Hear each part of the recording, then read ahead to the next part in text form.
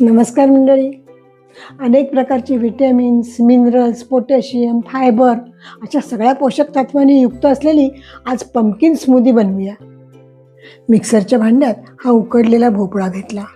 भोपळा उकडून घेतला की त्याच्यातली पोषक द्रव्ये रिलीज होतात. केळ आहे, भिजवलेला खजूर, थोडंसं सोया मिल्क. मिक्सी करून घेऊया. आता उरलेलं सोया मिल्क आणि हा पंपकिन पाय मसाला आहे, त्यातला थोडा मसाला असं घालून मिक्सी करून घेऊया. आपली पंपकिन स्मूदी तयार आहे. सर्व करूया.